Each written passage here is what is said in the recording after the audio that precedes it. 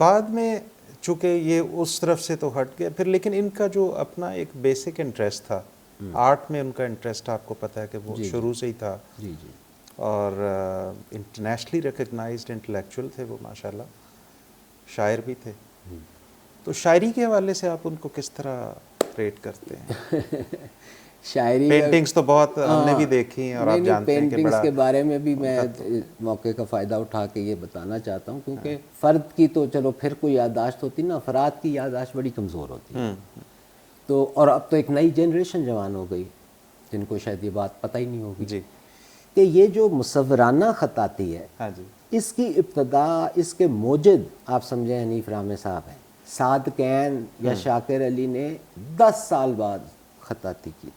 अच्छा। और फिर साद कैन का ज़्यादा काम आप देखेंगे तो ज़िया के दौर में, जिसमें हर मुसव्विर ही ख़तात बन गया था, उस दौर की बहुत काम है उनका। लेकिन रामे साहब ने ये 1963 में पहली नुमाइश की, जिसमें उन्होंने पहली दफ़ा मुसव्वराना ख़ताती, यानी कि ख़ताती को पेंटिंग के अंग में कैसे डालना है, उन्होंने सोचा कि अगर एक गुलदान एक सब्जेक्ट बन सकता है, एक फटा हुआ जूता सब्जेक्ट बन सकता है पेंटिंग का, तो एक इतना बड़ा कलाम जी, वो क्यों नहीं बन सकता? पेंटिंग का सब्जेक्ट बन सकता। एब्सोल्युटली। और मज़े की बात है कि साद कैन ने रामे साहब को कहा कि यार हनीफ, किन कामों में पड़ गए हो यार, छोड़ो परे, अपनी औरतें शौरतें बनाते हैं, वो कोई लैंडस्केप्स बनाते हैं, ये किन कामों में पड़ गए।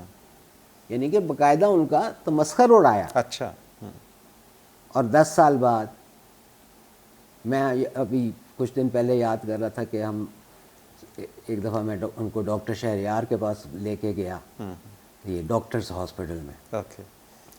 तो वहाँ जब उन्होंने बुलाया तो हम अंदर जाने से पहले हम यहाँ बैठ के, हम गली में से जो गुजरे तो वहाँ ना ख़ताती की तस्वीरें लगी हुई थी। तो अपने आप से कहते हैं कि वाह रे हनीफ रामे, तुमने लोगों को काम पे लगा दिया।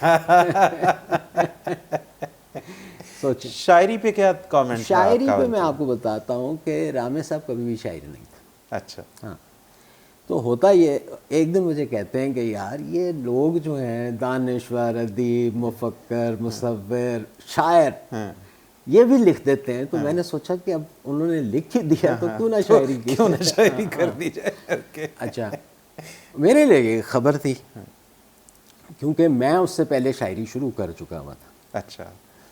तो मैंने कहा जी हाँ ज़रूर दिखाएं।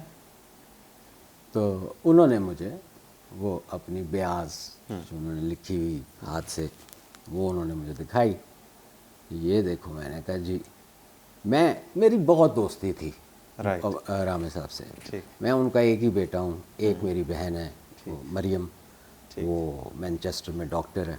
ठीक। तो दोस्ती थी तो फिर जाहिर है बेतकल्लुफ़ी भी थी।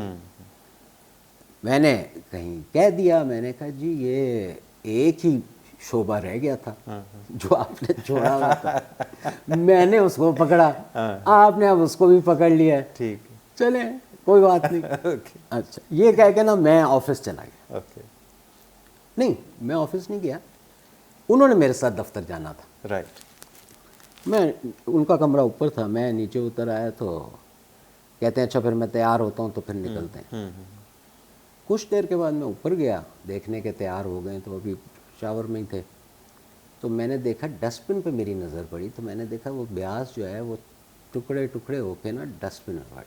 अच्छा। ये आप उनका मेरे साथ प्यार और ताल्लुक़ की गहराई ना, उन्होंने कहा छोड़ देते हैं। उन्होंने वो फाड़ के, सिंगल कॉपी थी उनके पास, कोई कॉपी नहीं होगी, वो पेंसिल से लिखते थे ताकि कोई, बहुत ही नफीस और सफाई पसंद थे, पेंसिल से लिखते थे, जो गलती होती थी उसको लगाने के लिए रबड़ इस्तेमाल करते थे और लगा देते थे, पता भी नहीं चलता। तो मैंने भी मुलाजिम को बुलाया, मैंने कहा यार ये जो है ना, हम निकल जाएंगे ना जब, तो ये जो सारी डस्टबिन में ये पड़ी ना किताब टोटे टोटे होके, ये तुम छुपा लेना, मेरे लिए रख लेना। ओके। तो वो बाबर साहब मैंने सेफ कर ली। अच्छा। अब जहाँ उनका प्यार है वहाँ मेरा भी है। ठीक। मैंने उन्होंने अपनी तरफ से वो कुर्बानी दे दी, बिल्कुल ठीक, लेकिन मैंने उसको ज़ाया नहीं होने दिया। ठीक। चंद ही दिनों बाद उनकी अलालत हो गई, फिर फौत हो गए। तो उनके फौत होने के बाद मैंने उस किताब को एक जिक्सॉ पजल की तरह जोड़ा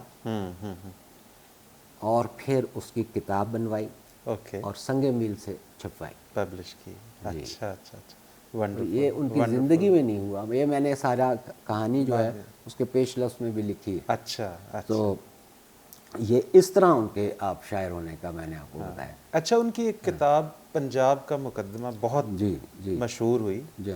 बेस्ट सेलर हुई और बहुत लोगों ने, वो तो इस पे कोई आपकी क्या राय वो भी है? पंजाब का मुकदमा जो थी ना, वो बेसिकली वही था कि प्रोविंशियल ऑटोनमी। और चूंकि पंजाब हमेशा एक ख़ास किस्म का रवैया अपना लेता है और ये सोचता है कि मुझ पर बहुत कोई क्रिटिसिज्म हो जाएगा, वो पीछे हट जाता है। आप देखें कि लैदगी की बात आपको सिंध से सुनाई देगी, बलूचिस्तान से नहीं सुनाई देगी, पख्तूनख्वा से सुनाई देगी, पंजाब से नहीं सुनाई देगी। नहीं सुनाई देती, बिल्कुल पंजाब जो तो वो बजाय इसके कि उसका अच्छा इंप्रेशन पड़े, उसका एक रिवर्स इंप्रेशन पड़ता है कि मे बी इनको तो इसी में सब अच्छा लग रहा है, तो ये तो हमारे खिलाफ है। बिल्कुल। तो वो किताब एक तरह से पंजाब का मुकदमा नहीं थी, वो बल्कि पाकिस्तान का मुकदमा था कि जब तक सारे सूबे और पंजाब आगे बढ़कर प्रोविंशियल ऑटोनॉमी नहीं मांगेगा, किसी को भी नहीं मिलेगी। तो यही भुट्टो साहब से जो बेसिक इख्तिलाफ था, बिल्कुल ठीक। वो था। ज़िया ने यहाँ आके पार्टीज बैन कर दी थी, कोई किसी किस्म की पॉलिटिकल मूवमेंट नहीं थी, वो एक टाइम था। And this is 1980। 1980 में रामे साहब की उम्र 50 साल थी। तो 50 साल की उम्र में हम लोग अमेरिका गए। जो उनकी जद्दी पुश्ती एक छोटी सी दुकान, इस्लामिया ये एक मीनार की जो मस्जिद है, ठीक, लोहारी वाली, जी, उसके नीचे जो दुकान है उनमें से एक दुकान थी। अच्छा, वो बेच के जो जमा पूंजी इकट्ठी हुई, उससे हमने वहाँ पे कारोबार शुरू किया जो मैंने चलाया। आपने रन किया, ओके। और मैं उस वक्त 20 इयर्स का था।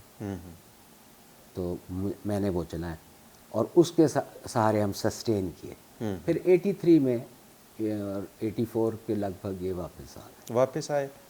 तो ये बताइए कि जैसे आमतौर पर जब फ़ौजी हुकूमत आ जाती है तो पॉलिटिकल लोगों के लिए काफ़ी चीज़ें टफ़ हो जाती हैं, तो इसमें क्या सूरत हाल रही जब वापस आए? ज़ियाउल हक का ज़माना था वो, जी जी। तो कैसी सूरत हाल नहीं, थी? बिल्कुल कोई हमारे ऐसी लिए जो सबसे डिफ़िकल्टीज़ मुश्किल तो नहीं वक्त था थी ना उसमें? बाबर, जी, जो सबसे मुश्किल वक्त था वो था जब भुट्टो साहब के ख़िलाफ़ रामे साहब ने बगावत। अच्छा अच्छा। आप यकीन माने कि ऐसे ऐसी चीज़ें हुई जो लगता है कि ये शायद कोई कहानी है किसी नावल में या किसी फिल्म में, लेकिन ऐसी ऐसी चीज़ें हुई उस दौरान। मसलन एक दिन हम बैठे हुए हैं, अचानक मैंने देखा कि हमारे खिड़कियों से कोई लोग से नज़र आ रहे हैं। पता चला पूरे घर को का मुहासरा कर लिया पुलिस ने। अच्छा, और लेडी पुलिस ने। ओके। क्यों जी, क्या हुआ?